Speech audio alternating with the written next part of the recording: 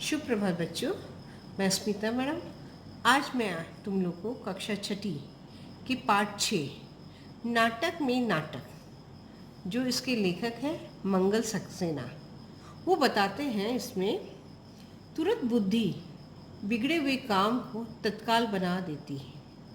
असली नाटक खेलते समय पात्रों द्वारा संवाद भूलने पर हास्यप्रद स्थिति उत्पन्न हो गई थी।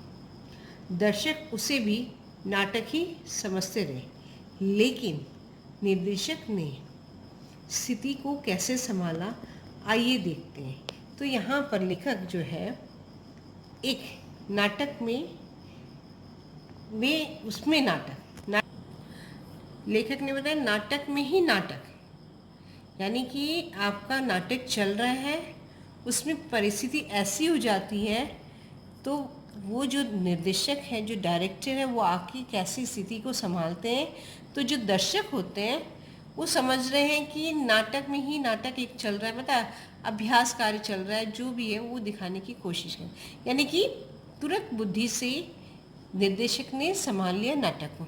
तो चलिए बच्चों, हम लोग कहानी की ओर आते हैं। राकेश का मन तो कह रहा था कि बिना पूरी तैयारी के नाटक नहीं खेलना चाहिए, और जब नाटक में अभिनय करने वाले कलाकार भी नए हो, मंच पर आकर डर जाते हो, घबरा जाते हो और कुछ न कुछ बुद्धू भी हो, तो अधूरी तैयारी से खेलना ही नहीं चाहिए। तो कहने का मतलब यहाँ पर जो राकेश है, उसने सोचा कि नाटक की पूरी तैयारी तो है नहीं, उसे खेलना नहीं चाहिए, यानी कि हमें मंच पर उतरना नहीं चाहिए, क्योंकि अभिनय करते समय, वो भी कलाकार नए हो, बहुत लोग मंच पर आके डर जाते हैं, घबरा जाते हैं और अपना संवाद भूलने लगते हैं। और कुछ बुद्धू भी होते हैं, उनको समझ में नहीं आता है मुझे आगे क्या बोलना क्या नहीं, तो बुद्धू भी होते हैं। तो बच्चों, तो यहाँ पर लेखक ने बताया उसके साथी मोहन, सोहन और श्याम ऐसे ही थे। तो जो यहाँ पर बताया गया कि मंच पाके डर जाते हैं, नए कलाकार है, और कुछ लोग बुद्धि भी होते हैं। तो ये जो साथी थे मोहन, सोहन, श्याम ऐसे थे।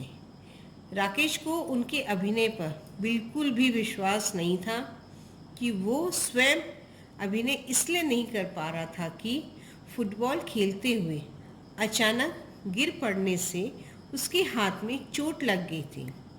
उस हाथ को एक पट्टी में लपेटकर गर्दन के सहारे लटकाए रखना पड़ता था। कहने का तात्पर्य यानी कि उसका हाथ फ्रैक्चर हो गया था फुटबॉल खेलते समय, तो इसीलिए वो अभिनय नहीं कर पा रहा था। लेकिन उसके जो साथी थे, तीनों वैसे थे, नए थे, बुद्धू थे, कोई घबरा जाता था। तो नाटक खेलने में इसीलिए वो तैयार नहीं था कि इन लोग अकेले नाटक कैसे खेलेंगे। तो आगे चलते देखते हैं। नाटक खेलना बहुत आवश्यक था, तो इसीलिए राकेश ने कहा कि खेलना भी बहुत ज़रूरी है। मोहल्ले की इज्जत का सवाल जो था, मोहल्ले के बच्चों ने मिलजुल कर फालतू पड़े एक छोटे से सार्वजनिक मैदान में धूप और फूल पौधों लगाए थे।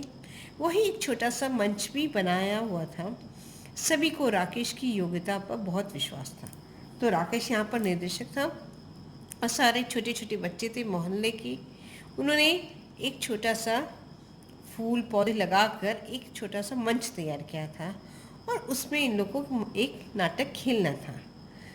ये इज्जत के सवाल था, मोहल्ले में हो रहा था।